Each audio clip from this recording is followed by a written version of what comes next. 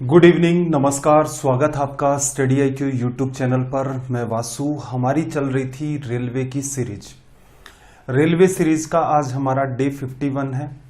तो जैसा कि आपको पता है कि पिछली क्लास के अंदर क्लास अपलोड कर दी गई थी, लेकिन कुछ टेक्निकल इश्यूज आ गए थे इस टाइप से कि जिसकी वजह से जब आप क्लास देख रहे थे तो वो क्लास बीच बीच में बार बार अटक रही थी। तो उसी सेशन को फिर से अपलोड किया गया है। अब इसके अंदर क्या होगा, वही 90 डेज के अंदर अपना पूरा प्रयास रहेगा कि या तो 2 क्लासेज आज ही अपलोड हो जाएं या फिर किसी पर्टिकुलर डेज के अंदर सेशन का ड्यूरेशन 2 घंटे से ज्यादा का रखें। तो मेरा पूरा प्रयास रहेगा कि आपको किसी भी टाइप का कोई भी डिस्टरबेंस ना हो। चैप्टर स्टार्ट कर रहे हैं हम लोग आज ट्रिग्नोमेट्री की अपनी पहली क्लास है। सेशन स्टार्ट करने से पहले सबसे जरूरी बात आपके सामने दिख रहा होगा टेलीग्राम। यहां पर जाएं, सर्च करें वासु स्टडी IQ।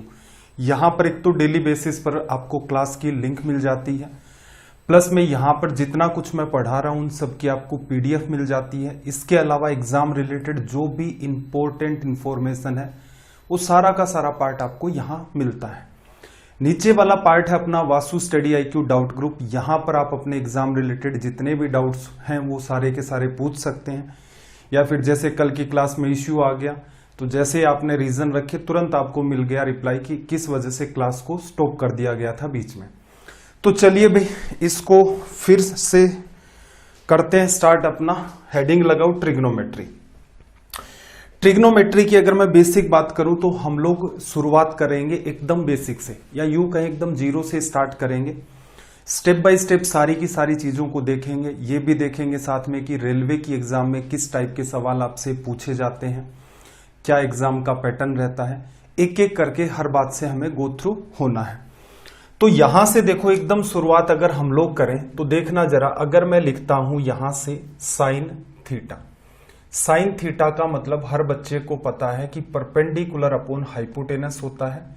परपेंडिकुलर आपका लंब और हाइपोटेनस आपका कर्ण। ऐसे ही अगर मैं कोस थीटा की बात करूं तो इसे आप लिखते हैं बेस अपॉन में हाइपोटेनस।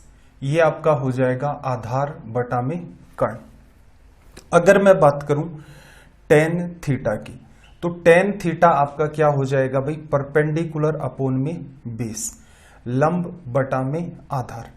छोटी छोटी बातें हैं आपको पता है, लेकिन यहीं से कुछ छोटे छोटे कंक्लूजन हमें और भी निकालने हैं। अब थोड़ा सा बात को ऑब्जर्व करना, जब आप कोसेक थीटा लिखते हैं, कोसेक थीटा क्या होता है भाई आपका 1 अपॉन में साइन थीटा। तो साइन थीटा क्या लिखते हो भैया, परपेंडिकुलर अपॉन में हाइपोटेनस। तो इसका मतलब अगर कोसेक थीटा का सीधे सीधे रिलेशन लिखोगे तो वो क्या हो जाएगा, हाइपोटेनस अपॉन में बेस। इसका मतलब यहां पर अगर मैं सीधे कुछ लिखना चाहूं तो इसी बात को मैं 1 अपॉन में कोसेक थीटा लिख सकता हूं, इसी बात को मैं 1 अपॉन में सेक थीटा लिख सकता हूं, और इसी बात को मैं यहां से 1 अपॉन में कोट थीटा लिख सकता हूं। क्लियर है। यहां से एक हमें छोटा सा कंक्लूजन निकालना है। कुछ बच्चे इस बात का वैसे तो देखो रट्टा मारते हैं, बाकी मैं सजेशन नहीं देता। वो क्या करते हैं इस टाइप से, वो लाल बटा कक्का वाली स्टोरी हम लोग जब पढ़ते थे स्कूल टाइम में तो हमारे गुरुजी ऐसे ही रटवाते थे कि ऐसी सी टेबल बना ली है और फिर इसके अंदर अगर आपको रिलेशन लिखना है तो ये बता देगा आपका साइन थीटा का, ये वाला कोस थीटा, ये टेन थीटा, नीचे वाला पार्ट आपका कोट थीटा, ये आपका सेक थीटा, और ये आपका कोसेक थीटा। ठीक है भाई। इंग्लिश में लिखोगे तो इसको लिखा जाएगा perpendicular base perpendicular, hypotenuse hypotenuse base. ठीक है। इसकी वैसे देखोगे तो कोई नीड नहीं है। रीजन क्या, चीजों के ऊपर ज्यादा से ज्यादा प्रैक्टिस करें आप। बार बार जब आप चीजों की प्रैक्टिस करेंगे तो ऑटोमेटिक आपको ये पता चल जाएगा कि ये चीजें याद करने में बड़ी ही आसान है और इनके अंदर कोई खास दिमाग नहीं लगाना पड़ता। लाइट का थोड़ा सा इश्यू लग रहा है, थोड़ी बढ़ाते हैं लाइट। देखो तो यहां पर आपको कोई बहुत ज्यादा स्ट्रेस नहीं आएगा, सिंपल बातें हैं। तो इस पार्ट को मैं अवॉइड करता हूं कि आपको ऐसे नहीं ध्यान रखना है। अब ये बातें आपको पता है, यहीं से हम एक छोटा सा कंक्लूजन निकालते हैं। आपने यहां पर क्या काम में लिया भाई, आपने परपेंडिकुलर काम में लिया, आपने यहां पर बेस काम में लिया, आपने यहां पर हाइपोटेनस काम में लिया। अब देखना जरा, एक मेरे पास मान लो कोई रैंडम ट्रायंगल है, ये मैंने एक ट्रायंगल लिखा। अब अगर मैं कहूं कि इसके अंदर बेस कौन सा है, तो आप कह दो कि सर 3 साइड होती हैं। अगर आपको एरिया निकालना है तो आप तीनों साइड में से किसी को भी बेस मान सकते हो। जब हम लोगों ने मेंसुरेशन वाला पार्ट, असल में देखा जाए तो ज्योमेट्री के अंदर ये सारी की सारी चीजें हमने पढ़ी थी कि किसी भी ट्रायंगल की तीनों भुजाओं में से किसी को भी आप अपने मन से बेस मान सकते हैं। जो भी आप बेस मानेंगे उसके सामने के वर्टेक्स से परपेंडिकुलर ड्रॉ कर देंगे। ये क्या आ जाएगा भाई, आपका परपेंडिकुलर। ठीक है, चलो इसमें तो कोई इश्यू नहीं है। कैसा भी ट्रायंगल हो आप वहां पर कह सकते हो कि सर उसकी कोई भी साइड ले लो, वो बेस का काम करेगी। और जो भी आप बेस मानेंगे उसके सामने का जो वर्टेक्स है आपका, वो वहां से आप परपेंडिकुलर ड्रॉ कर दो, वो परपेंडिकुलर हो जाएगा, वो हाइट की तरह काम करने लग जाएगा। लेकिन क्या किसी भी ट्रायंगल में हाइपोटेनस होता है? इक्विलेटरल ट्रायंगल में होता है? नहीं होता। आइसोसेलेस में नहीं होता, स्केलेन में नहीं होता। तो इसका मतलब यहां पर एक टर्म है अपने पास इन तीनों के अंदर, हाइपोटेनस। इसका मतलब आप कह सकते हो कि भाई ये जो 3 बातें आपने लिख रखी हैं, कौन कौन सी भाई? परपेंडिकुलर, बेस और हाइपोटेनस। 90 डिग्री के सामने जो भुजा होती है वो हाइपोटेनस, इसको मैं मान लेता हूं बेस, इसको मैं मान लेता हूं परपेंडिकुलर। तो ये चीजें तो राइट एंगल ट्रायंगल में ही होती हैं। तो इसका मतलब अपनी जो ट्रिग्नोमेट्री है, अपनी जो कंप्लीट ट्रिग्नोमेट्री है, वो सारी की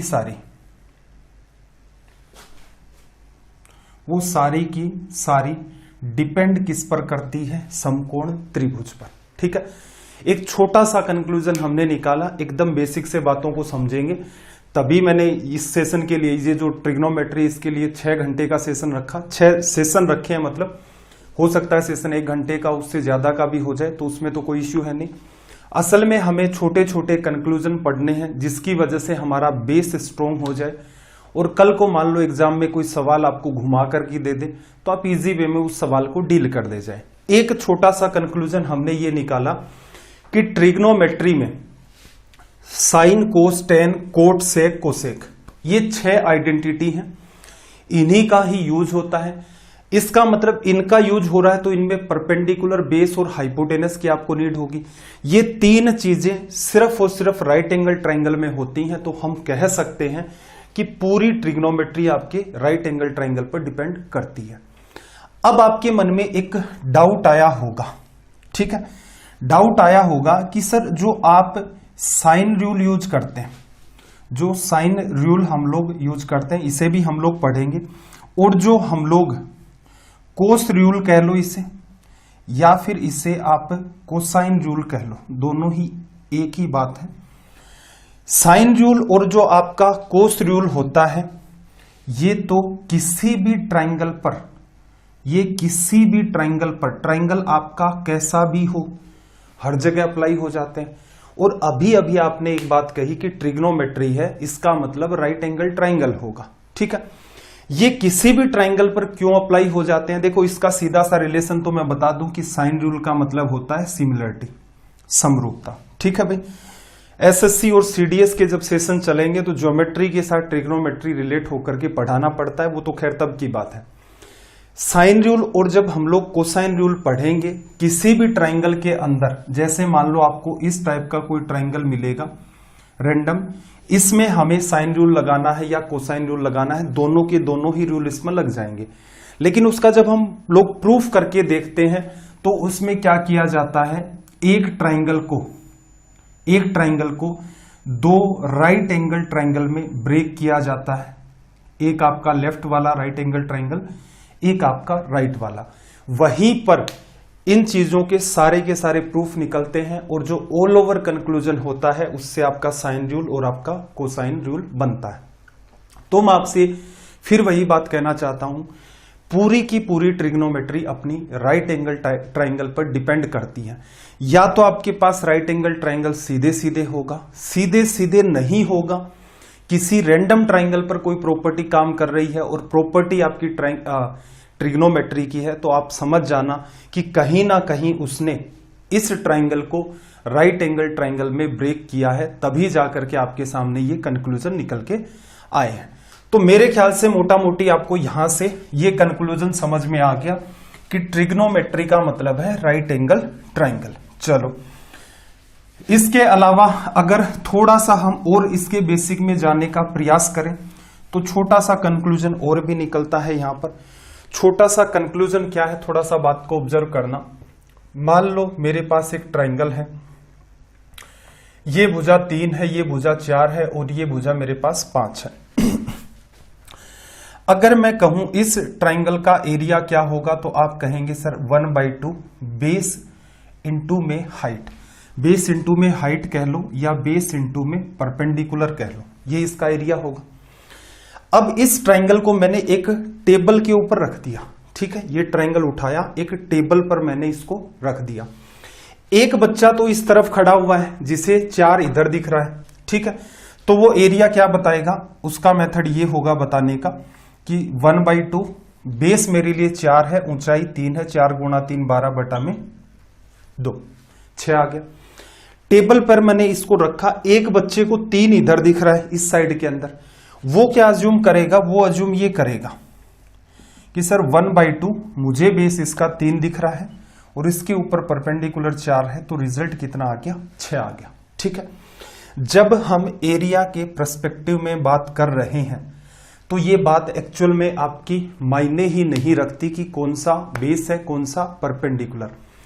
असल में आपको 1/2 को मल्टीप्लाई करना होता है ऐसी 2 साइड्स जिनके बीच का एंगल 90 डिग्री हो, या फिर ऐसी 2 साइड जो एक दूसरे को 90 डिग्री पर प्रतिच्छेद करें।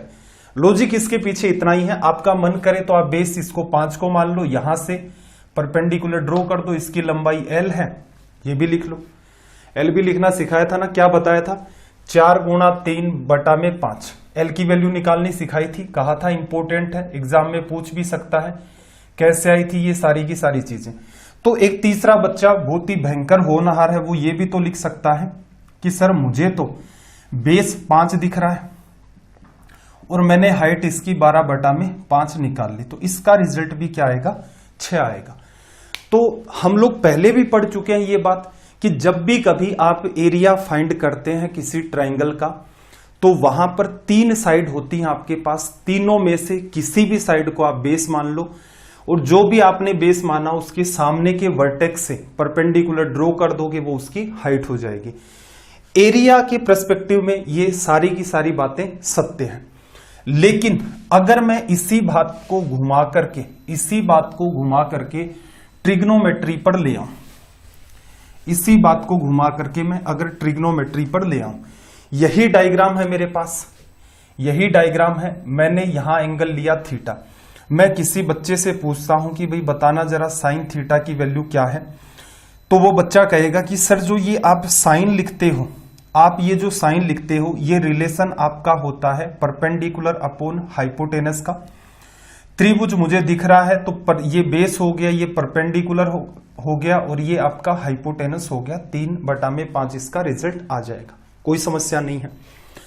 ये तो उसने रिलेशन लिख दिया। कल को अगर मैं उसे कुछ इस टाइप का डायग्राम दे दूं, इसी टाइप का, ये मैंने 3 लिखा, ये मैंने 4 लिखा, ये 5 लिखा और इसको मैं थीटा लिख दूं, ठीक है। अगर आपकी अंडरस्टैंडिंग ठीक है तो आप बात को पकड़ जाएंगे। मान लो उस बच्चे के पास अंडरस्टैंडिंग नहीं है और मैं फिर से उससे यही सवाल करूं कि बच्चे बताना जरा कि यहां पर साइन थीटा की वैल्यू क्या होगी, तो वो सीधे सीधे कहेगा कि सर जो साइन का रिलेशन लिखते हैं वो परपेंडिकुलर अपॉन में हाइपोटेनस का रेशियो होता है। अब हम लोग क्या मानते हैं, नीचे वाली भुजा, ये वाली भुजा आपकी परपेंडिकुलर, ये बेस, ये आपका हाइपोटेनस। अगर वो इसी टाइप का कोई रिप्लाई देता है तो ये सीधे सीधे गलत हो गया। रीजन, इसी को फिर से टेबल पर रखना, ठीक है। अब नीचे वाली, अमूमन देखो आपके साथ अगर ऐसा कोई इश्यू नहीं है, आपको इसका रीजन पता है, कोई समस्या नहीं है। मेरा उद्देश्य यह है कि भाई चैप्टर हम ट्रिग्नोमेट्री उठा रहे हैं, रेलवे के मैंने जो पेपर देखे हैं उनमें से लगभग सवाल आप देखोगे तो वो बेसिक मेथड से ही सोल्व हो जाते हैं या बेसिक अप्रोच पर ही बेस सारी चीजें होती हैं।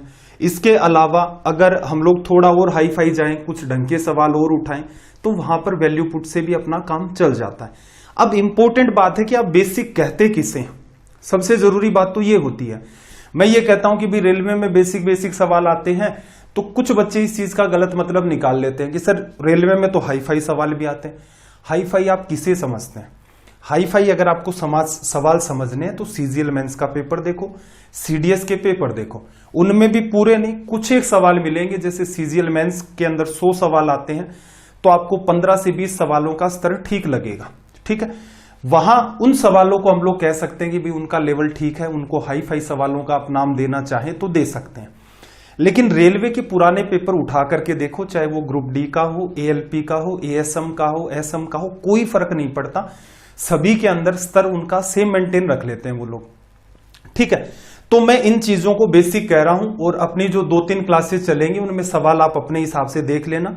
मैं उनको बेसिक का नाम देता हूं। अब कोई बच्चा उनको हाई फाई सवाल भी कह देता है। मुद्दा ये है जब तक आपको टीचर ये नहीं कहता ना कि ये गजब का सवाल है, अब वो आप सोचते हो नहीं रे ऐसी नॉर्मल सी बात होगी। अब मैं बेसिक बेसिक कह करके आपको कुछ भी पढ़ा दूं, ठीक है, तो आप मानोगे कि नहीं यार नॉर्मली पढ़ा है। अगर मैं यहीं पर एक हवाबाजी करनी स्टार्ट कर देता, देखो ये गजब की बात होती है, ट्रिग्नोमेट्री मतलब राइट एंगल ट्रायंगल में अप्लाई होगा, ये सारा सीन होगा, एक बात और निकालेंगे यहां से, ऐसी बातें कहां पड़ी हैं ये वो, तो आप क्या है बातों पर चले जाते हैं, कंटेंट पर नहीं जा पाते। तो यही सबसे बड़ी विडंबना है आज के स्टूडेंट की, वो जज ही नहीं कर पाता। टीचर ने कह दिया सवाल 5 सेकंड में होगा, वो मान लेता है, चाहे टीचर उसको 2 मिनट में ही क्यों ना कर रहा हो, ठीक। टीचर ने उसको माइंड में सोल्व करवा के कह दिया और कह दिया कि यार ये सवाल 10-15 सेकंड में या 20 सेकंड में हो जाते हैं। आप सोचोगे वो बात नहीं है, चाहे माइंड में ही क्यों ना करवाए। तो खैर जैसा है जिसकी सोच होगी वो वैसा सोचेगा। बाकी जो बच्चे शुरुआत से लगे हुए हैं, मेरा उद्देश्य ये है कि जो डे 1 से ही बच्चा मेहनत कर रहा है उसका सिलेक्शन हो। अगर उसने सारी उम्मीदें हमसे कर रखी हैं स्टडी आईक्यू से, तो बिल्कुल उनकी उम्मीदों पर खरा उतरा जाए। अब देखना, इसी ट्रायंगल को अगर मैं टेबल पर रखूं, एक इधर बच्चा खड़ा है उसको ये नीचे की तरफ दिख रहा है, एक बच्चा इस साइड में खड़ा है उसको 3 यहां दिख रहा है, एक उधर खड़ा उसको 4 यहां दिख रहा है, 5। हाइपोटेनस में कोई इश्यू नहीं होता है। अब एक बच्चा तो कह देगा सर मेरी तरफ है नीचे की भुजा, ये बेस है, ये परपेंडिकुलर, हाइपोटेनस पर किसी को विवाद नहीं। दूसरे वाला बच्चा कहेगा सर नहीं 3 मेरी तरफ है तो नीचे की साइड तो बेस होती है, हाइपोटेनस में मुझे भी कोई विवाद नहीं है, 90 डिग्री के सामने होता है, लेकिन ये वाली साइड परपेंडिकुलर। इसका मतलब इस टाइप के कंफ्यूजन आने स्टार्ट हो जाते हैं। तो ट्रिग्नोमेट्री में ये जायज सी बात है कि जब ये सारी चीजें बनी होंगी तो इस टाइप की विवाद क्रिएट होंगे।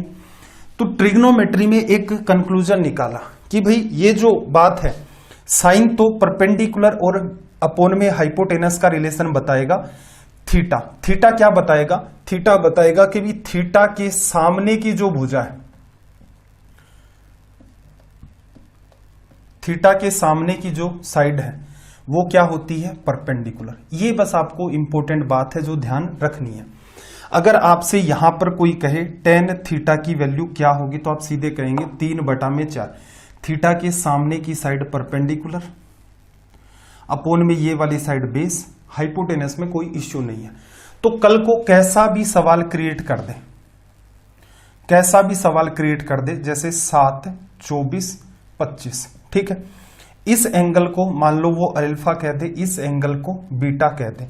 अगर मैं पूछूं उससे कि भी साइन अल्फा बताना जरा, वो क्या कहेगा कि सर साइन का जो रिलेशन है वो बताता है परपेंडिकुलर अपोन में हाइपोटेनस। अल्फा क्या बताएगा? अल्फा बताएगा कि भी आप अल्फा को काम में ले रहे हो, इसके जस्ट सामने की साइड क्या है? परपेंडिकुलर। तो परपेंडिकुलर सीधे सीधे हमने लिख लिया। 90 के सामने आपका हाइपोटेनस है, ये हमने सीधे सीधे यहां से लिख लिया। अगर इसी डायग्राम में कोई आपसे पूछे कि भाई बताना जरा साइन बीटा की वैल्यू क्या होगी, तो आप फिर से कह सकते हैं कि साइन रिलेशन बताता है परपेंडिकुलर अपोन में हाइपोटेनस का, ठीक है। बीटा क्या बताता है? बीटा ये बात बताता है कि बीटा के जस्ट सामने जो साइड है वो परपेंडिकुलर है, 7 लिखा, और अपोन में हाइपोटेनस, इसमें किसी को भी कोई डाउट नहीं होता है। हमने अब तक 2 कंक्लूजन निकाले हैं, आसान से कंक्लूजन है। पहला कंक्लूजन ये कहता है ट्रिग्नोमेट्री की 6 की 6 आइडेंटिटी है, ये जहां कहीं भी अप्लाई हो रही है, इसका मतलब पूरी ट्रिग्नोमेट्री आपकी राइट एंगल ट्रायंगल पर बेस्ड है, क्योंकि आपको यहां पर परपेंडिकुलर बेस हाइपोटेनस की नीड होती है। फायदा क्या होगा? कई सारे सवाल भी मैं आपको ऐसे करवाऊंगा जहां पर आपको ऑटोमेटिक पता चल जाएगा कि एक फॉर्मूले की डायरेक्शन होती है, एक आप राइट एंगल ट्रायंगल बना करके सवालों के साथ डील कर सकते हैं। राइट एंगल ट्रायंगल वाला जो पार्ट है वो आपका एकदम आसान होता है, उसमें खास आपको दिमाग नहीं लगाना होता, सवाल आपका तुरंत का तुरंत सोल्व हो जाता है। ठीक है। दूसरी बात हमने क्या देखी थी कि भाई जो भी एंगल आपने काम में ले रखा है, किसी भी ट्रिग्नोमेट्रिक आइडेंटिटी जो कि क्या है आपकी साइन, कोस, टेन, कोट, सेक, कोसेक, तो उनके सामने उस पर्टिकुलर एंगल के सामने की जो साइड है वो बिहेव करती है परपेंडिकुलर की तरह। 90 के सामने आपका हाइपोटेनस और बची हुई साइड आपकी क्या हो जाएगी, बेस। ठीक। अब देखना जरा इसका यूज थोड़ा सा मैं आपको बता देता हूं, हालांकि चीजें तो डिटेल में अपनी क्वेश्चंस में ही चलेंगी। जैसे मान लो आपको कोई कह दे कि if sine theta equals to में आपका है 3/5, साइन थीटा 3/5 है, और आपसे पूछ ले देन आपसे पूछ ले कि भाई यहां से मैं कहूं कि टेन थीटा की वैल्यू क्या होगी। अब इस सवाल को सोल्व करने की सबसे पहली जो डायरेक्शन है वो ये है कि आप इसे डील करें बाय फॉर्मूला, आप इसे डील करें बाय फॉर्मूला। ठीक है। इसके अलावा दूसरी जो डायरेक्शन है आपकी, इसे आप सोल्व करें बाय राइट एंगल ट्रायंगल, समकोण त्रिभुज बना करके आप इसे डील कर सकते हैं।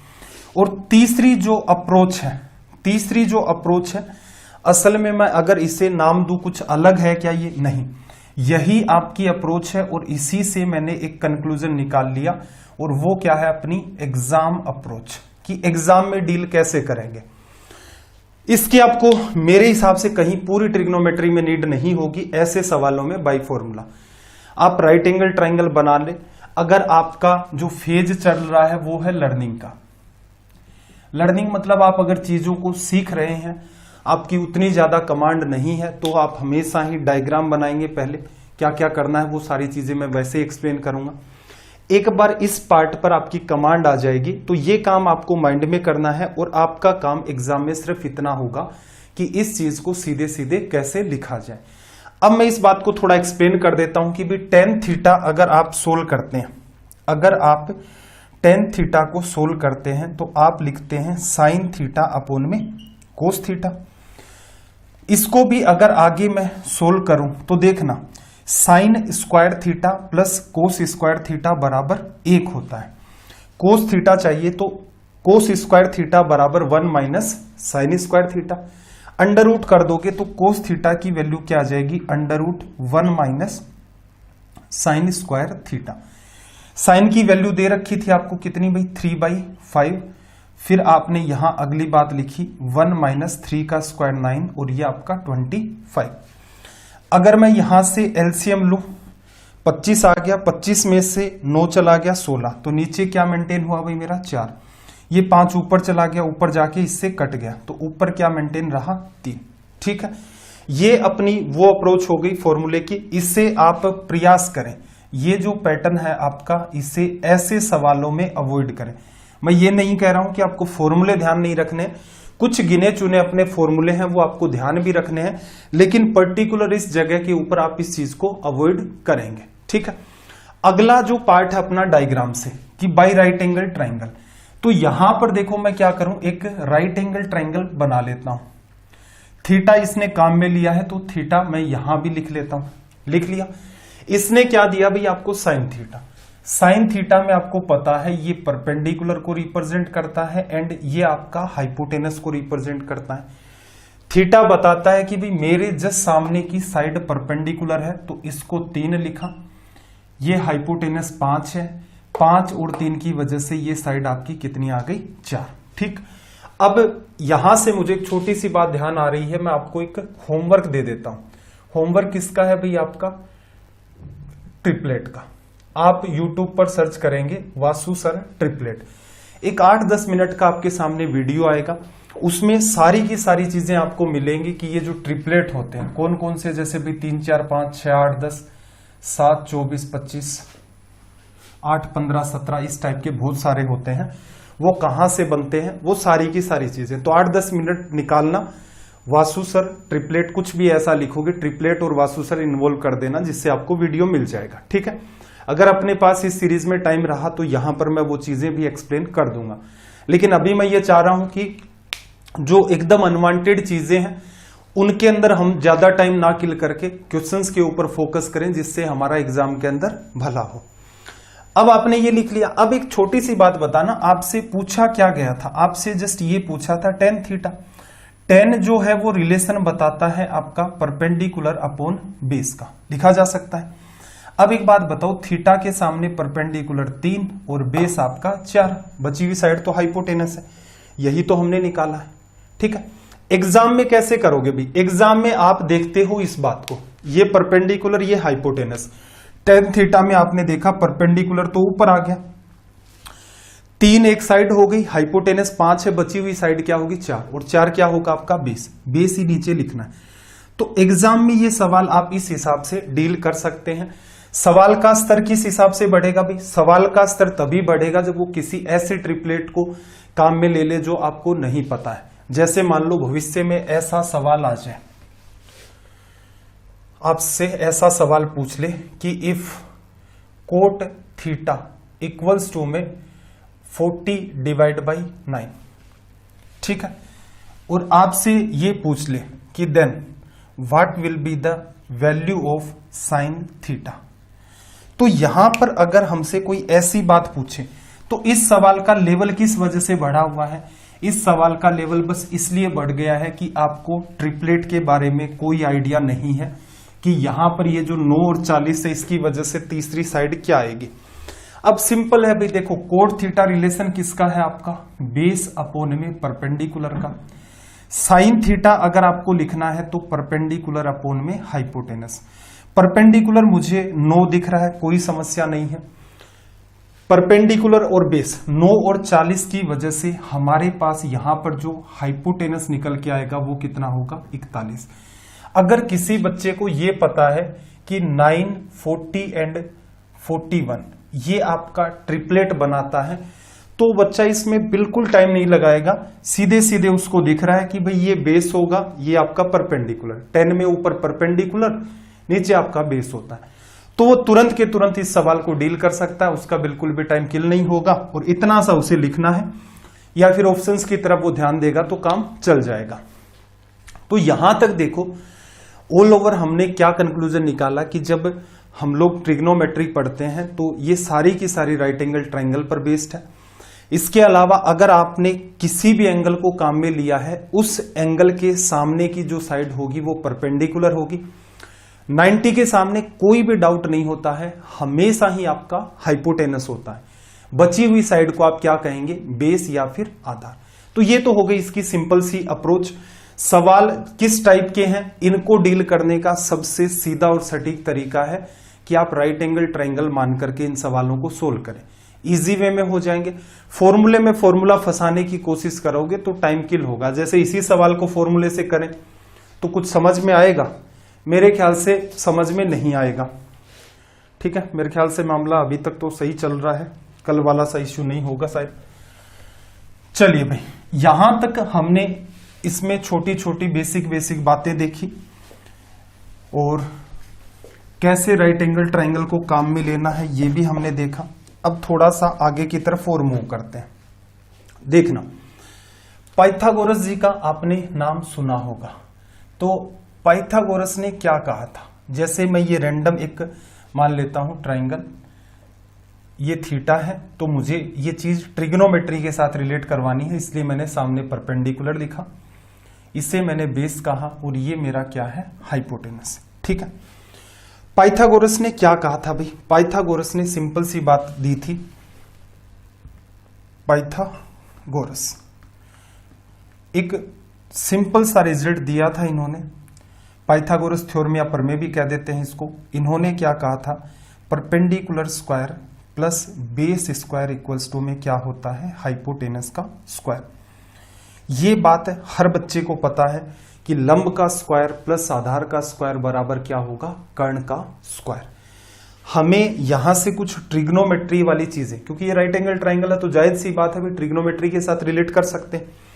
तो यहां से मैं ऐसा करता हूं कि इस पूरे के अंदर हाइपोटेनस का जो स्क्वायर है उसका कर देता हूं डिवीजन। ठीक है भाई, परपेंडिकुलर स्क्वायर बेस स्क्वायर बराबर हाइपोटेनस का स्क्वायर। मैंने पूरे में हाइपोटेनस मतलब लेफ्ट साइड में भी डिवीजन किया, राइट में भी किया, तो उससे तो कोई फर्क ही नहीं पड़ता है। यहां जो बात बनी मेरे पास ये बन गई परपेंडिकुलर अपोन में हाइपोटेनस और इसका होल स्क्वायर।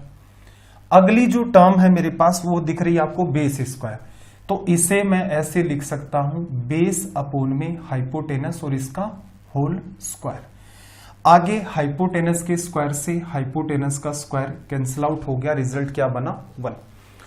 अभी अभी हमने एक छोटी सी बात पढ़ी थी, इस राइट एंगल ट्राइंगल में थीटा ये है, इसके सामने की साइड परपेंडिकुलर, पहले ही हमने मान ली। परपेंडिकुलर अपोन में हाइपोटेनस किसको रिप्रेजेंट करता है भाई, साइन थीटा को। इसका स्क्वायर हो रहा है तो साइन स्क्वायर थीटा। ठीक है, बेस अपोन में हाइपोटेनस किसको बताता है भाई, कोस थीटा को। स्क्वायर हो रहा है तो कोस स्क्वायर थीटा, ये बन गया 1। ये रिजल्ट हर बच्चे को पता है। ठीक है, इस पैटर्न पर आपके 2 टाइप के देखा जाए तो कुल मिलाकर के सवाल बनते हैं। ठीक है, 2 टाइप के आपके सवाल बन जाते हैं।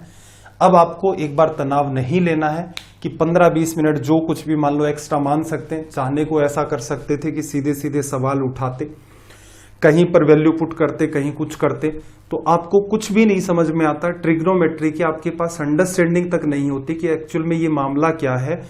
बस इतना समझ आता है कहीं 0 कर देते हो, कहीं 45 डिग्री, 60 डिग्री, 90 डिग्री कर देते हो।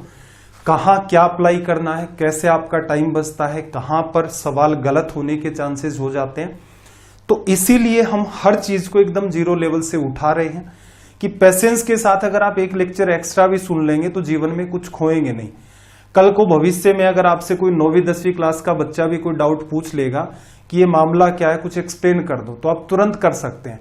बाकी सीधे सीधे ऐसे कहोगे कि हाँ ये भी होता है भाई, कोई कहेगा साइन स्क्वायर थीटा कोस स्क्वायर थीटा 1 क्यों होता है, तो आप कहोगे बस होता है यार, प्रॉपर्टी है।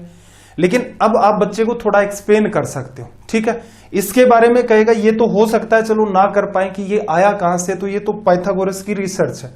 वो किसी की रिसर्च नहीं है, वो सीधे सीधे हर कोई रिजल्ट निकाल लेता है, वो आसान सी बात है। इसी में थोड़ा सा आगे बढ़ते हैं। अगर मैं यहां पर डिवीजन कर दूं, अगर मैं यहां पर डिवीजन कर दूं किसका, साइन स्क्वायर थीटा का, तो देखना पूरे में दोनों तरफ डिवीजन किया तो यहां मेंटेन हो गया मेरे पास 1 प्लस कोस अपोन में साइन क्या होता है भाई, कोट। तो ये स्क्वायर का ही डिवीजन है, स्क्वायर की ही टर्म है, तो 1 प्लस कोट स्क्वायर थीटा। आगे 1 अपोन साइन स्क्वायर थीटा है, तो उसे हम लोग क्या लिख सकते हैं, कोसेक स्क्वायर थीटा लिखा जा सकता है। चलो भाई, ये हमारा आ गया दूसरा फॉर्मूला। अगर इसको हम डीप में जाकर के पढ़ें तो ये आपके 3 टाइप क्रिएट करता है सवालों के, जो अमूमन एसएससी बैंक वगैरह, सॉरी बैंक में नहीं आता ये, एसएससी में सीडीएस के अंदर या जिस एग्जाम में कोई भी अगर स्टेट लेवल की एग्जाम है उसका लेवल अगर मैथ्स का ठीक रहता है तो 3 आपके पैटर्न बनते हैं। मेरा पूरा प्रयास रहेगा कि रेलवे ने बहुत सारे सवाल इन पैटर्न्स पर नहीं पूछे हैं, उनको भी एक बार आपको गो थ्रू तो करवा दूं, जिससे आइडिया रहे कि ये चीज थी और ये कहां से निकल के आई थी और इनके साथ कैसे डील करते हैं। अगर यहीं पर इसी के अंदर अगेन मैं डिवीजन कर देता हूं कोस स्क्वायर थीटा का, तो देखना sine square upon cos square, तो यहां से मेरे पास एक टर्म निकल के आती है tan square theta. Cos cos का डिवीजन करोगे +1 बराबर क्या होगा, 1 upon cos square sec square theta. ठीक है, इसको अगर आसान भाषा में जब आप याद करते हैं तो इसको टेन स्क्वायर +1 ना लिख करके आप सीधे सीधे ऐसे याद करते हैं 1 plus tan square theta equals to में हमारे पास निकल के आ गया सेक स्क्वायर थीटा।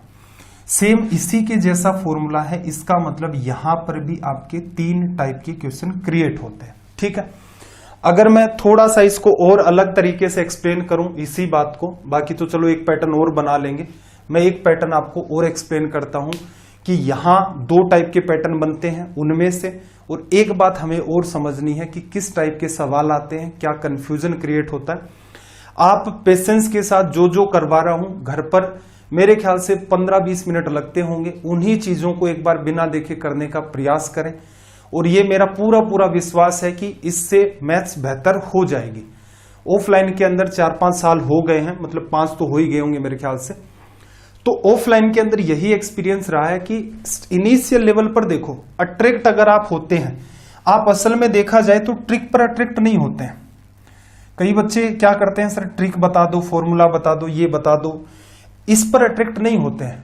जिस बच्चे को ये सब कुछ पसंद है वो असल में ट्रिक पर अट्रैक्ट नहीं हो रहा है, वो क्या है, मेहनत करने से भाग रहा है। वो मेहनत नहीं करना चाहता, वो ये चाहता है कि सर कोई 10-12 फॉर्मूले, कोई ट्रिक वगैरह लिखवा दे जिससे मेरा काम ट्रिग्नोमेट्री में हो जाए, तो मुझे क्या एक्स्ट्रा मेहनत ना करनी पड़े, मैं उन्हीं का रट्टा मारता रहूं। अब हर चैप्टर में इतनी सारी बातें होंगी, तो मैथ्स में अगर मोटा मोटी देखोगे अर्थमेटिक और एडवांस में 400 से 500 आपके पास ट्रिक हो जाएंगे। अब फिर वही बवाल हो जाएगा कि क्या तो याद रखें क्या याद ना रखें, ये समस्या है। अब ये क्या चीजें जो हम लोग सीख रहे हैं, ये कॉन्सेप्ट बिल्डअप करना, बेस को क्लियर करना, इससे फायदा ये होगा कि कंफ्यूजन नहीं होगा, लेकिन ये मेहनत मांगता है। मेहनत क्या भी, एक बार ट्राई किया, 2 बार ट्राई किया, दिमाग को समझाया कि देख यार ऐसे होता है, ऐसे होता है, इसके बाद ये होता है, इस चीज को ऐसे क्यों लिखते हैं, साइन क्या बताता है, थीटा क्या बताता है यहाँ पर, मतलब छोटी छोटी, इवन दो हम लोग तो बात को ब्रेक करके देख रहे हैं कि भाई साइन थीटा में साइन क्या बताता है और थीटा क्या बताता है। तो ये चीजें अगर आप ब्रेक करना सीख गए तो फिर मैथ्स आसान है। ये अगर आप चीजें फॉलो कर रहे थे पास्ट में भी, किसी को मत बताओ, खुद से ये क्वेश्चन मार्क डाला करो कि भाई आप जिस रास्ते पर चल रहे थे ट्रिक का या जो भी फॉर्मूले का था, जो 5 सेकंड का पैटर्न था, ऑप्शन देखते ही उड़ाने वाला पैटर्न था, क्या वो आपके लिए कारगर हुआ? अगर आपके लिए कारगर हो जाता वो, तो मेरे ख्याल से आपको किसी भी XYZ, मेरी नहीं, किसी भी XYZ टीचर की जरूरत नहीं पड़ती और आपकी जॉब लग गई होती। लेकिन इसके साथ समस्या ये है, आपको लगता है कि 8-10 फॉर्मूले याद करने हैं, कोई तनाव नहीं, तनाव इसमें ज्यादा है। एक बार इन चीजों को समझ लिया मेहनत करके, मामला आसान है। पीछे इतने सारे आपके चैप्टर पढ़ाए हैं मैंने, इवन जैसे बार के सेशंस भी थे और कुछ भी था। अर्थमेटिक के अंदर गौर से अगर आप देखोगे तो कहां था फॉर्मूले के नाम पर, प्रॉफिट क्या होता है, लॉस क्या होता है, डिस्काउंट क्या होता है, हर बच्चे को पता है। एक क्रॉस मेथड निकाला था जिससे कि चीजें आसान हो जाए, लेकिन अब उसके साथ आप फेमिलियर हो गए। अब क्रॉस मेथड ऐसा था नहीं कि सिर्फ एक चैप्टर में लगाया, और जगह भी हमने काम में लिया। इसके अलावा FOF मेथड हमने सीखा, एक मेथड उसके अंदर था, उसी मिक्सर के अंदर एक पैटर्न और था। तो अर्थमेटिक में तो गिनी चुनी 3-4 चीजें हैं, वो आपको सीखनी है। अब वो सीख गए तो उसके बाद चाहे आप उन फॉर्मूलों को भूल जाओ। अब FOF मेथड कोई फॉर्मूला थोड़ी ना है, बस इतना ध्यान रखना कि भाई एक क्वांटिटी होती है वो फिक्स रहती है, रेशियो बदल जाते हैं, परसेंटेज बदल जाते हैं, एक क्वांटिटी आपकी फिक्स रहती है, टारगेट करो।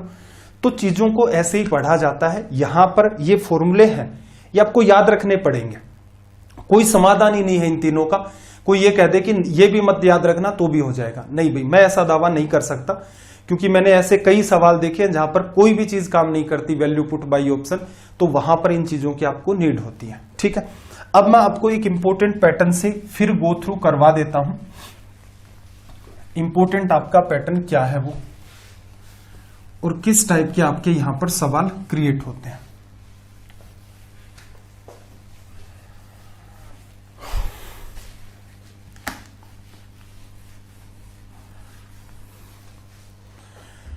देखना जरा भाई, हमने अभी क्या लिखा था कि परपेंडिकुलर स्क्वायर प्लस बेस का स्क्वायर बराबर हाइपोटेनस का स्क्वायर लिखा जा सकता है। अगर मैं इसमें पूरे में सिर्फ और सिर्फ हाइपोटेनस का डिवीजन करूं, पीछे हमने फॉर्मूले बनाए तो हमने डिवीजन किया था हाइपोटेनस का स्क्वायर। अगर मैं यहां पर सिर्फ और सिर्फ हाइपोटेनस का दोनों तरफ डिवीजन करूं, इस बात को मैं लिख सकता हूं परपेंडिकुलर इंटू परपेंडिकुलर, और एक परपेंडिकुलर के नीचे h लिख दिया। ठीक, अगली जो मेरे पास बात है, इसे मैं बेस इंटू में बेस लिख देता हूं, अपॉन में मैंने इसके h लिख दिया, और आगे की साइड में राइट साइड में आपके पास क्या लिखा हुआ है, हाइपोटेनस का स्क्वायर। एक h से एक h कट गया, ये क्या बचा, सिर्फ आपके पास h। ठीक, ये जो बात है इसे आप थोड़ा सा गौर से देखना और इस बात को थोड़ा सा गौर से देखना। ये क्या है भाई, P इंटू में परपेंडिकुलर अपॉन हाइपोटेनस किसको बताता है भाई, साइन थीटा को। फिर देखना बेस इंटू में हाइपोटेनस किसको बताता है भाई, ये अपना बताता है कोस थीटा को बराबर हाइपोटेनस। ठीक, यहां तो ये बात ठीक है, लेकिन एग्जाम में आपको ये बात ऐसे मिलेगी, किस टाइप से, A sine theta plus B cos theta बराबर सी। ठीक है, अब ये बात दो तरीके से पूछी जाती है, ये बात आपकी दो तरीके से पूछी जाती है, दोनों ही बातों को मैं एक्सप्लेन कर देता हूं। जैसे एक तो सवाल आपका ऐसे बनता है कि 3 sine theta plus if 3 sine theta plus 10 cos theta equals to में आपके पास 8 है। देन आपसे पूछ लेगा कि 10 sine theta minus 3 cos theta की वैल्यू क्या होगी। ठीक, ये जो ऊपर वाली बात है इससे अगर आप गौर से कंपेयर करें तो ये a sign theta plus b cos theta बराबर c का पैटर्न है। ठीक है, जैसा हमने निकाला है, लेकिन यहां पर देखना एक बात ऑब्जर्व करो, साइन थीटा का जो मल्टीपल है वो किसको बताता है, परपेंडिकुलर को। कोस थीटा का जो मल्टीपल है वो किसको बताता है, बेस को। ठीक, और ये वाली बात हाइपोटेनस सबसे राइट साइड में। अब मुझे एक बात बताओ, 3 का स्क्वायर प्लस 10 का स्क्वायर बराबर 8 का स्क्वायर होता है। साइन थीटा का मल्टीपल आपका परपेंडिकुलर, कोस थीटा का मल्टीपल आपका बेस, और ये आपका हाइपोटेनस। त्रिभुज में 2 भुजाएं तो 3 और 10 हो गई, हाइपोटेनस 8 हो सकता है, नहीं हो सकता। क्या वो बात गलत लिखी हुई है, नहीं, वो बात भी सही है, कोई समस्या नहीं है। इसका मतलब हम कुछ ना कुछ मिस कर रहे हैं। मिस ये कर रहे हैं कि भाई ये आपका एक डिफरेंट पैटर्न है, ये आपको दिखता वैसा ही है, a sign theta plus b cos theta बराबर c, लेकिन यहां पर क्या है, a square plus b square बराबर c स्क्वायर हो भी सकता है, ये आपका इक्वल हो भी सकता है, और ये इक्वल नहीं भी हो सकता, कोई समस्या नहीं है। मेरी बात को ध्यान से सुनना, यहां पर a sign theta plus b cos theta बराबर c, इसके 2 पैटर्न बनते हैं, एग्जामिनर 2 तरीके से पूछता है। सवाल दोनों के ही नकली हैं अगर आपको डिफरेंस पता है बातों के अंदर। ठीक, एक तो ये है a sign theta plus b cos theta है, और इसमें ये वाली बात इंटरचेंज करके ये 3 इधर इंटरचेंज कर देगा, 10 इधर इंटरचेंज कर देगा, रिजल्ट आपसे पूछेगा। यहां अगर मैं पुराने पैटर्न को रिलेट करूं जिसमें हमने क्या देखा था, साइन थीटा का मल्टीपल परपेंडिकुलर है, कोस थीटा का मल्टीपल बेस है, और राइट साइड में हाइपोटेनस।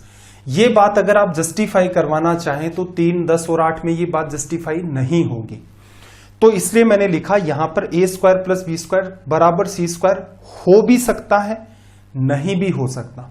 लेकिन ये पकड़ में कैसे आएगा, ये इसका पूछने का स्पेसिफिक तरीका है।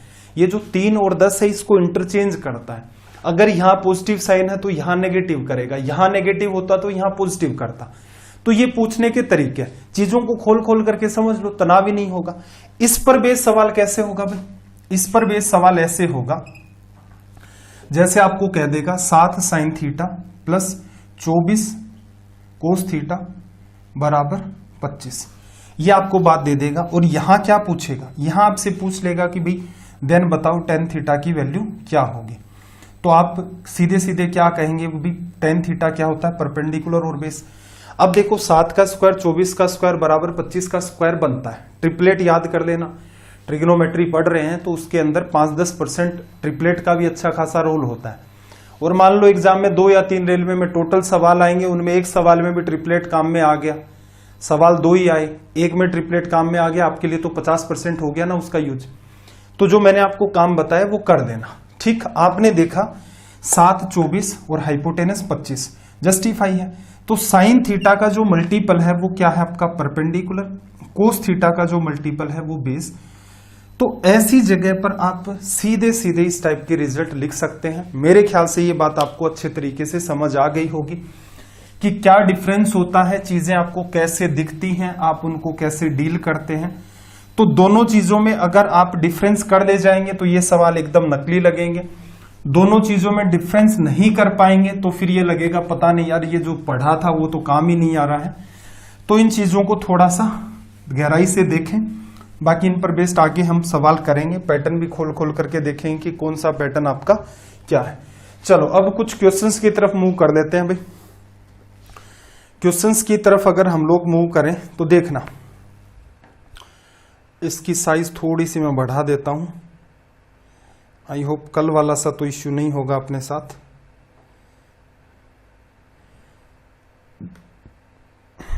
देखना भाई, सवाल नंबर 973। अब तक टोटल 972 सवाल हो चुके हैं अपने 50 सेशंस में। सेशन अपना 51 है, क्वेश्चन नंबर 973। इसने आपसे कहा कि in the given figure the value of sine square A plus cos square A बराबर क्या होगा। अब यहां पर एक तो देखो ऐसी डिमांड मत करना कि सर ये सवाल इंग्लिश में क्यों है, हिंदी में क्यों नहीं है। ट्रिग्नोमेट्री में हिंदी इंग्लिश का कोई रोल नहीं होता, कोई फर्क नहीं पड़ता इस बात से। तो इस टाइप का कोई कमेंट वमेंट मत करना, क्योंकि उससे कोई सब्स्टिट्यूट या उसका कोई समाधान तो होगा नहीं। हिंदी में दिख रहा है हिंदी में करते रहो, इंग्लिश में दिख रहा है इंग्लिश में करते रहो, बाकी इस हिंदी इंग्लिश का कोई खेल नहीं है। देखना जरा, ये सवाल इसने पूछा और आपको क्या दिया, डायग्राम। अब ये सवाल क्यों डाला है मैंने, इसके पीछे का मैं आपको रीजन भी एक्सप्लेन करूंगा। अगर कोई नॉर्मल बच्चा है जिसका ये वाली बात क्लियर थी कि ट्रिग्नोमेट्री सारी की सारी आपकी राइट एंगल ट्रायंगल पर बेस्ड होती है, एंगल ए काम में लिया और आपसे क्या पूछा उसने, sign square A plus cos square ए, सारी बातों को जानते हैं, सवाल आसान है, बस लेने का रीजन आपको अभी समझ आएगा। ये चीज आपको यहां पर फाइंड करनी है। एक मिनट, चलो हाँ, ये बात आपको यहां पर फाइंड करनी है। अब एक बात बताना, एंगल अगर आपने एक काम में ले लिया तो साइन के सामने की जो साइड होगी वो क्या होगी, परपेंडिकुलर, 90 के सामने हाइपोटेनस। साइन ए लिखा जाएगा बी बाई ए और होल स्क्वायर हो रखा है तो बी स्क्वायर अपोन में ए स्क्वायर आप लिखेंगे, ठीक। कोस स्क्वायर ए, एंगल ए सामने साइड परपेंडिकुलर, ये आपका बेस, ये आपका हाइपोटेनस। कोस ए की वैल्यू क्या होगी, सी बाई ए, होल स्क्वायर करोगे तो सी स्क्वायर अपोन में ए स्क्वायर होगा। ए स्क्वायर यहां से आपने ले लिया एलसीएम, ए स्क्वायर दोनों ही जगह कॉमन है, ऊपर जो बात आप लिखोगे वो क्या होगी, बी स्क्वायर प्लस सी स्क्वायर, ठीक है। राइट एंगल ट्रायंगल में आपको साफ साफ दिख रहा है कि ए की वैल्यू अगर आप निकालना भी चाहें तो अंडर रूट में बी स्क्वायर प्लस सी स्क्वायर आएगी, नॉर्मल सी बात है। ए स्क्वायर करोगे अंडर रूट हट जाएगा, इसका मतलब ये वैल्यू इस वैल्यू के बराबर है और इसका रिजल्ट क्या आएगा, 1 आएगा। एक नॉर्मल बच्चा जिसे कोई बहुत ज्यादा, मतलब होते हैं कुछ बच्चे जो अवेयरनेस के साथ चीजों को नहीं पढ़ते, अब टीचर का यही तो काम रह जाता है कि भाई उस बच्चे में एक अवेयरनेस पैदा करे कि भाई इस टाइप के सवाल करो, ये जो बातें हैं इनके साथ ये बातें करोगे, इससे आपकी कॉन्सेप्ट है वो इस टाइप के बिल्डअप हो जाएंगे कि उनको आप भूलेंगे नहीं। तो इन छोटी छोटी चीजों पर आपको फोकस करना होता है, ठीक है। इसको मैं मिटा रहा हूं, अब मुद्दे की बात करते हैं। इस डायग्राम को भी साइड में हटाओ, ये सवाल क्यों लिया गया था। आपने यहां पर यह सीखा कि भाई ट्रिग्नोमेट्री है, राइट एंगल ट्रायंगल पर काम करती है, और वहीं पर आप फिर दिमाग लगाना स्टार्ट कर दिए कि अच्छा डायग्राम इसने दे दिया है, अपना काम आसान कर दिया, फिर हम लोग इसको अप्लाई करें। एग्जामिनर ऐसे सवालों में सिर्फ ये चाहता है कि भाई जो बच्चा चीजों को डिटेल में नहीं समझता है वो डायग्राम से करेगा, उसका टाइम किल होना स्टार्ट होगा, ठीक है। अगर आप सीधे सीधे दिमाग लगाएं तो एक बात मुझे बताना कि आपने थोड़ी ही देर पहले रिलेशन निकाला था कि sign square theta plus cos square theta क्या होगा, 1। इस बात को गौर से देखना कि दोनों ही केसेस में जो आपने एंगल काम में लिया है वो क्या है, इक्वल है, ठीक। दोनों में सेम होना चाहिए, मैं ये नहीं कह रहा कि दोनों में 45-45 होना चाहिए, दोनों में सेम होना चाहिए। अगर ये 30 डिग्री है तो ये भी 30 डिग्री, ये 60 है तो ये भी 60, ये 90 है तो ये भी 90। अगर आपके दोनों एंगल इक्वल हैं तो हमेशा ही sine square theta plus cos square theta क्या होगा आपका, 1। अब मुझे एक बात बताओ, हमारे पास जो सवाल है उसमें उसने आपको क्या दे रखा है, साइन स्क्वायर एंगल ए, अगली बात उसने दे रखी है कोस स्क्वायर एंगल ए, पूछा है रिजल्ट क्या होगा। तो सीधे सीधे आप दिमाग लगाते कि भाई क्या फर्क पड़ता है, थीटा की जगह इसने ए दे दिया यहां पर, तो एंगल तो असल में देखा जाए तो साइन के साथ भी वही है, वही एंगल आपका कोस के साथ है, तो इसका रिजल्ट क्या आता, 1 आता। तो इस सवाल को इसलिए स्टार लगा लेना कि सवाल तो ठीक है माइंड में हो जाता है, लेकिन भविष्य में अगर आप ऐसी कोई भी बात देखें, sign square A plus cos square इस टाइप का कोई भी उलझा करके, कल को कुछ भी कह देगा sine square angle C plus sine square cos square angle C, कहीं भी अजीब सा डायग्राम दे दे आपसे पूछ ले, आपको बस इतना ध्यान रखना है अगर एंगल दोनों इक्वल है, जैसे sign square theta plus cos square theta का रिजल्ट आप 1 लिखते थे, तो ये रिजल्ट आपका हमेशा ही 1 होगा। चलिए भाई अगले सवाल की तरफ हम लोग मूव करते हैं। यहां से अगला सवाल देखो, क्वेश्चन नंबर 974।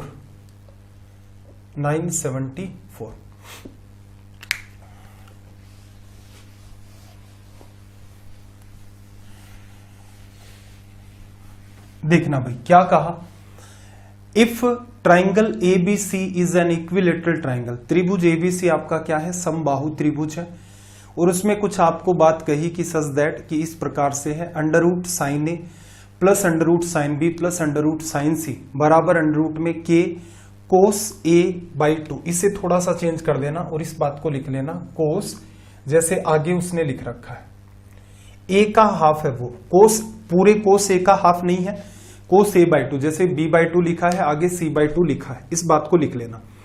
के की वैल्यू पूछिए। अब एक बात बताओ, अगर ये आपका ट्राइंगल इक्विलेटरल है तो ये तो आपके दिमाग के अंदर आ गया होगा तुरंत कि तीनों एंगल इक्वल होंगे और हर एंगल की वैल्यू 60 डिग्री होगी।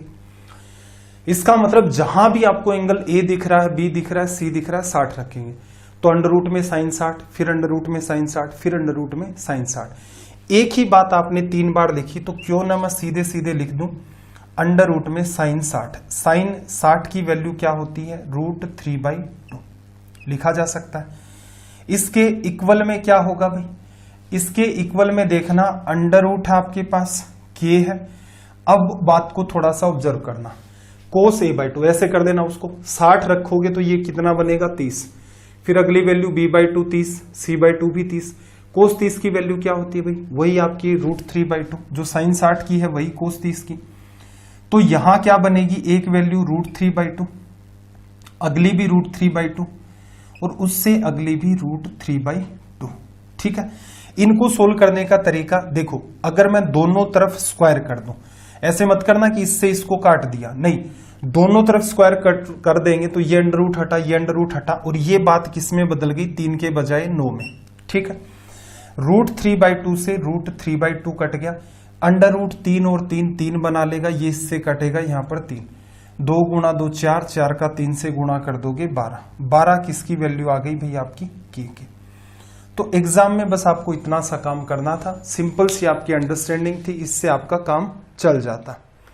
देखना जरा भाई अगला सवाल फिर से, सवाल नंबर 975।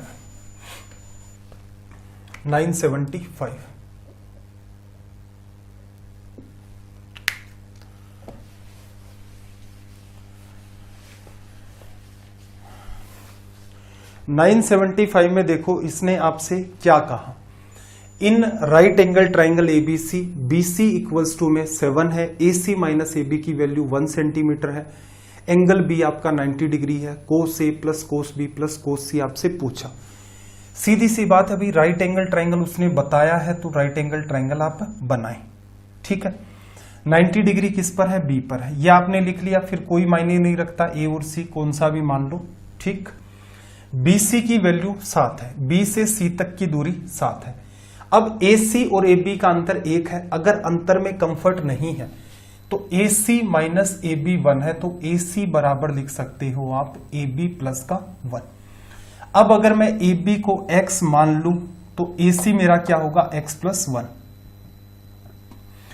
7 के साथ कोई संबंध बनता है ऐसा ट्रिपलेट का, जो काम मैंने कहा है अगर आप होमवर्क कर लेते हो तो आपको तुरंत पता चल जाएगा कि 7, 24 और 25 ये आपका ट्रिपलेट क्रिएट करता है।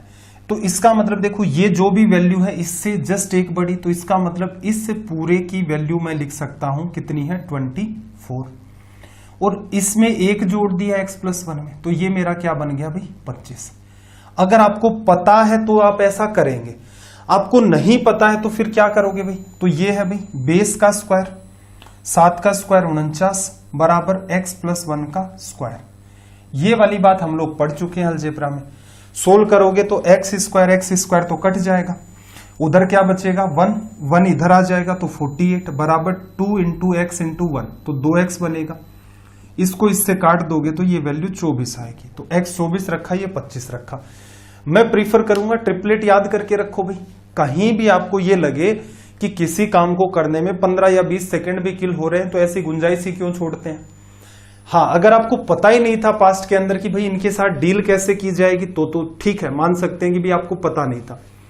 आपको सब पता चल गया कि ट्रिग्नोमेट्री के अंदर ये जो आपके पार्ट्स होते हैं इनका कितना इंपॉर्टेंस होता है, तो एक एक चीज को अच्छे तरीके से आप याद करें। अगली बात पर आ जाओ, कोस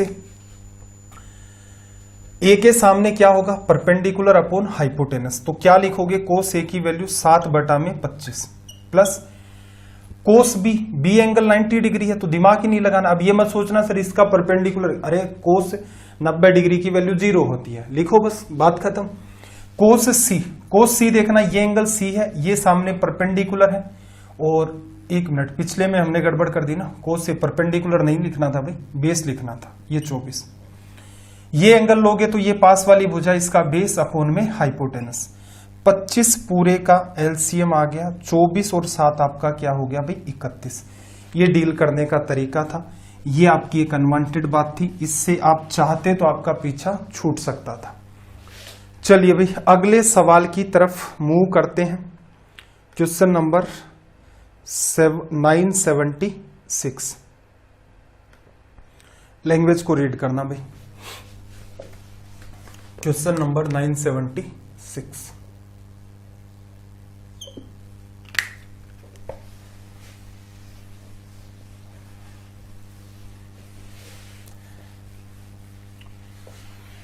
देखना इसने क्या कहा कि if angles of triangle A B and C are from an AP, त्रिभुज ए बी सी के कोण ए बी और सी जो है आपके वो एक समांतर श्रेणी के अंदर है, साइन बी की वैल्यू आपको निकालनी है।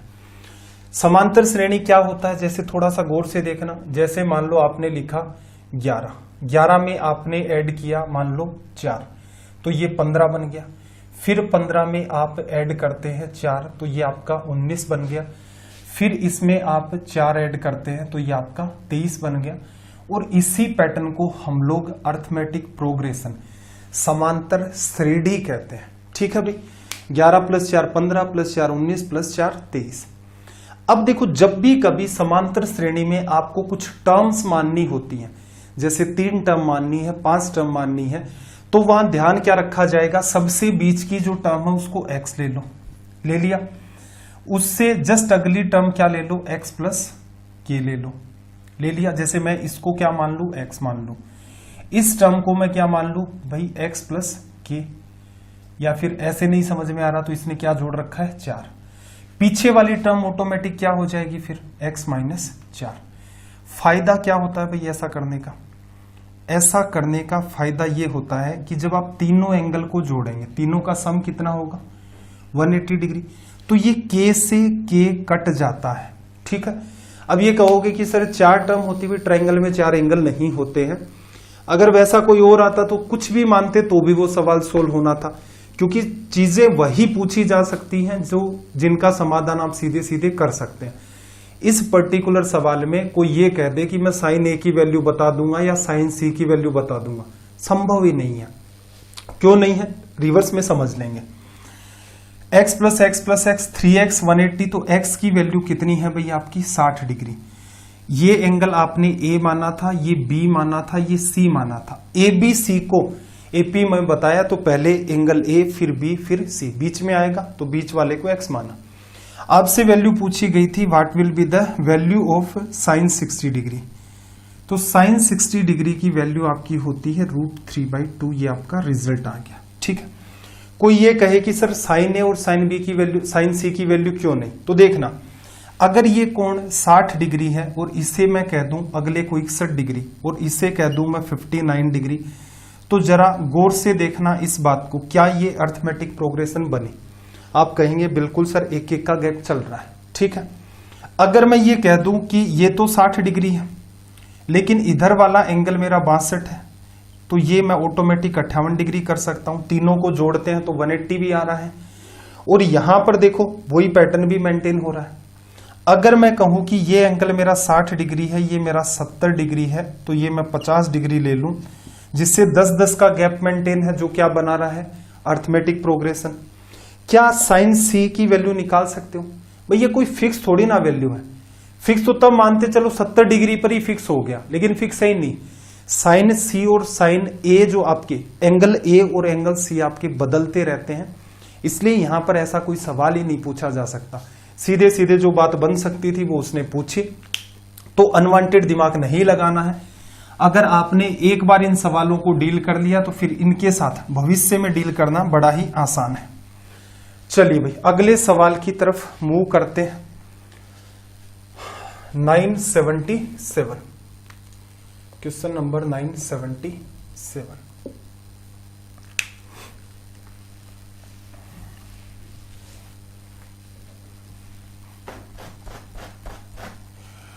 देखो 977 में इसने क्या कहा, tan थीटा की वैल्यू आपके पास 2 है, then value of 8 sin theta plus 5 cos theta upon में sin cube theta 2 cos cube theta plus 3 cos theta. इस सवाल को सोल्व करने के दो तरीके हैं, ठीक है भाई। देखना जरा, tan थीटा की वैल्यू आपके पास कितनी है? 2। एक मेथड तो ये कहता है कि आप कैसे भी करके tan थीटा बनाएं और उसकी जगह 2 रख दें, ठीक है। दूसरा जो मेरा मेथड है वो ये कहता है कि भाई आप इसको ऐसा कर लो, tan थीटा बराबर लिखो 2/1। ये किसको बताता है? मेरा परपेंडिकुलर को। ये किसको बताता है? मेरा हाइपोटेनस को, ठीक है। इसका यूज करके आप इस सवाल को कर लें। अब ये कैसे पकड़ में आएगा कि कब कौन सी चीज काम में लेनी है? तो सिंपल सा तरीका, एक बार सीखो चीजों को, फिर प्रैक्टिस में इन चीजों को अप्लाई करो। अगर मुझे जो सवाल दे रखा है उसमें मैं tan थीटा कब काम में ले सकता हूं? जब जो सवाल मेरे से जो बात पूछी गई है उसमें tan थीटा मुझे दिखे, दिख तो नहीं रहा, साइन कोस ही दिख रहे हैं। आप क्या करो, ऊपर और नीचे कोस का डिवीजन कर दो, तो कोस से कोस कट जाएगा, साइन अपॉन कोस करोगे तो tan बनेगा। ऊपर वाले पार्ट में अगर मैं डिवीजन कर देता हूं कोस थीटा का, मैंने क्या किया भाई, जो मुझसे पूछा गया है उसमें कोस थीटा का ऊपर डिवीजन किया एंड कोस थीटा से नीचे डिवाइड किया। 8 इंटू में tan थीटा, tan थीटा की वैल्यू कितनी है भाई? 2।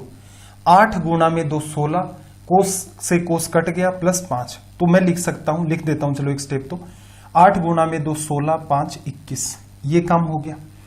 नीचे देखना, कोस से कोस कट गया, राइट साइड में वो तो तनाव ही नहीं है, तो यहां पर सीधे सीधे क्या बनेगा? 3।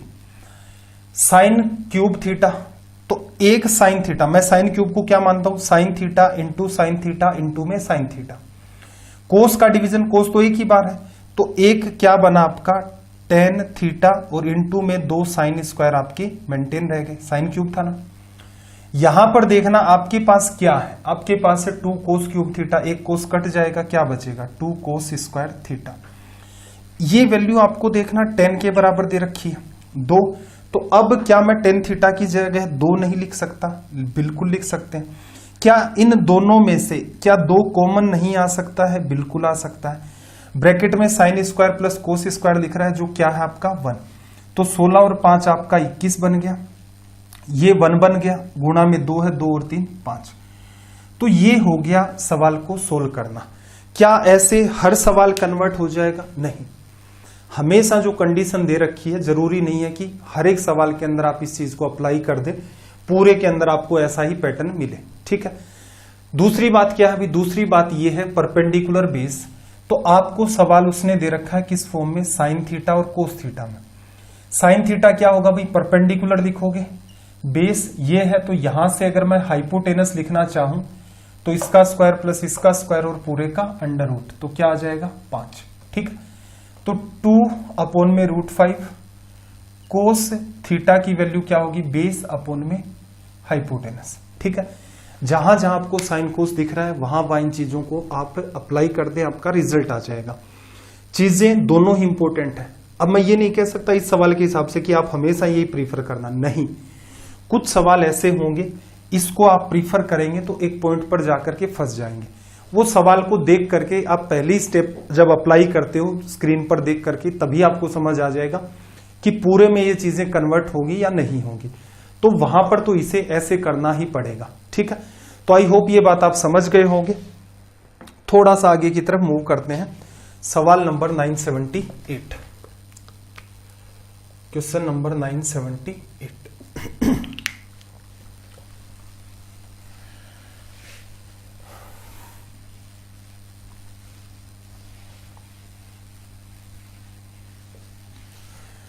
देखना, इसने आपसे क्या कहा, साइन थीटा इक्वल्स टू में 4 साइन थीटा इक्वल्स टू में 3 कोस थीटा। तो मैं यहां से लिख लेता हूं भाई टेन थीटा साइन अपोन में कोस, क्या आएगा मेरा 3 अपोन में 4 लिखा जा सकता है। टेन थीटा में ये किसको बताता है, परपेंडिकुलर को, ये किसको बताता है आपका बेस को। अगर मैं हाइपोटेनस लिखना चाहूं 3 और 4 की वजह से मेरे पास क्या आ जाएगा 5 आ जाएगा, ठीक। आपसे पूछा क्या है, सेक स्क्वायर थीटा अपोन में 4 into 1 minus ten square theta. ऐसा मत कर लेना कि सर सेक स्क्वायर थीटा और 1 minus ten square theta cut गया, नहीं कटेगा भाई। 1 प्लस टेन स्क्वायर थीटा होता तो वो सेक स्क्वायर थीटा बनता और ऊपर से कैंसिल आउट हो जाता, यहां पर नहीं हो पाएगा। यहां क्या करें भाई, सीधे सीधे देखो, सेक थीटा क्या होता है, हाइपोटेनस अपॉन बेस। हमेशा जब तक कमांड नहीं आए cos theta base upon hypotenuse, sec theta hypotenuse upon में बेस। हाइपोटेनस कितना भी 5, बेस कितना 4, स्क्वायर हो रखा है तो क्या लिख दूं भाई 25 बटा में 16 आ गया। 4 इंटू में आपने यहां पर लिखा 1 माइनस टेन थीटा तो दे ही रखा है, स्क्वायर कर दो भाई 9 बटा में 16। ऊपर नीचे मैं 16 का गुणा कर रहा हूं, ये 16 कटेगा, इससे ऊपर गुणा होगा तो कट जाएगा, नीचे इससे गुणा होगा तो यहां 16 बनेगा और ये वाला 16 कट जाएगा। ऊपर नीचे गुणा करने का मतलब है ऊपर की हर स्टेप से 16 का मल्टीप्लाई, नीचे की हर स्टेप से 16 का मल्टीप्लाई। अब देखना ऊपर हमारे पास क्रिएट हो गया है 25 और नीचे 16 में से 9 चला गया 7, 7 गुणा में 4 हमारा क्या हो गया 28 लिखा जा सकता है। तो मेरे ख्याल से ये बात भी आपको समझ आ गई होगी, ठीक है। अब आगे का जो पार्ट है अपना ये वाला हम लोग डिस्कस करेंगे अगले सेशन के अंदर, ठीक है। आज का सेशन यहीं तक रहने देते हैं क्योंकि अगले में जो बात मुझे फिर से एक्सप्लेन करनी है वो काफी लंबी चौड़ी है, उसमें काफी टाइम चाहिए, कम से कम मान लो 15 मिनट, तो ये सेशन काफी ज्यादा लंबा होगा। तो इसको हम लोग यहीं पर स्टॉप करते हैं। अब जरूरी बात यह है आपको सेशन कैसे लगते हैं एटलीस्ट आप कमेंट जरूर किया करें, ठीक है। कमेंट किया करें, वो पढ़ते हैं तो थोड़ा सा हमें भी लगता है कि भाई सही रास्ते पर चल रहे हैं, बहुत सारे बच्चों को ठीक भी लग रहा है, उनकी हेल्प होगी तो इसका मतलब ठीक है। कोई आपका सजेशन है बिल्कुल आप रखें, अगर कुछ लगा ऐसा जिसमें सुधार करने की कोई गुंजाइश है बिल्कुल हम उन चीजों को जल्दी से जल्दी सुधार कर देंगे। तैयारी कैसे करनी है, कौन सी बुक्स है, वो सारा का सारा पीछे हमने 2 या 3 वीडियो में इन सारी बातों को डिस्कस किया था। हर वीडियो में बताने का कोई लॉजिक है नहीं, क्योंकि बहुत बार बच्चे चलते चलते हर नए वीडियो में पूछते हैं कौन सी किताब पढ़ें, कैसे पढ़ें। तो मुद्दा ये है कि भाई आपका अभी तक सिंसियरिटी का लेवल नहीं आया है। सीधी सटीक बात करता हूं, इस वजह से बहुत सारे बच्चे पसंद भी नहीं करते होंगे, यार ये टीचर सीधे मुंह पर बोल देता है। चने के झाड़ पर चढ़ाना अपना काम नहीं है, रास्ता मेहनत का है, मेहनत करोगे सक्सेस मिलेगी। इतना हो सकता है अभी थोड़ी बहुत देर हो जाए, देर सवेर जरूर हो सकती है लेकिन मेहनत के आउटकम्स आते हैं। तो अपने पास वो वाहियात बात तो है नहीं कि इस सेशन से कहूं कि भाई पीछे नहीं पढ़ा कोई बात नहीं, यहां से देख लो हेल्प हो जाएगी। कैसे हो जाएगी हेल्प? अगर आप 2-3 सेशन देख चुके हैं और आपको ये लगता है कि यहां पर ठीक पढ़ाया जा रहा है, कल के सेशन में मेरे ख्याल से टोटल मिलाकर के अपने 1000 सवाल भी पूरे हो जाएंगे। 90 डेज के बाद अगर आपकी एग्जाम का टाइम खिसकता है, बिल्कुल मैं आपको मॉक टेस्ट भी करवाऊंगा, एक प्रीवियस ईयर क्वेश्चन को भी रखूंगा। तो कुल मिलाकर के अब वो डिपेंड करता है, टाइम अगर 15 दिन आगे खिसकेगा तो हम लोग मान के चलो 300 सवाल और कर दे जाएंगे, 1 महीना खिसकेगा 600 सवाल और कर देंगे। तो इस चीज को स्टॉप नहीं करने वाले जब तक कि आपकी एग्जाम नहीं हो जाती है, क्योंकि एकदम पीक पॉइंट पर ला करके सीरीज को 90 डेज के अंदर ही एकदम क्लोज कर देने का मतलब आप फिर रिलैक्स मोड पर आ जाएंगे। तो कुछ ना कुछ अपना चलता रहेगा। तो आप भी अपना थोड़ा सा डेडिकेशन दिखाया करें, इन क्लासेस को ज्यादा से ज्यादा शेयर करें। क्लास नहीं कर सकते तो पीडीएफ को ही शेयर कर दिया करें, ठीक। तो आपका दिन रात सब मंगलमय हो। चलिए फिर मिलते हैं अगली क्लास में। जय हिंद, जय भारत।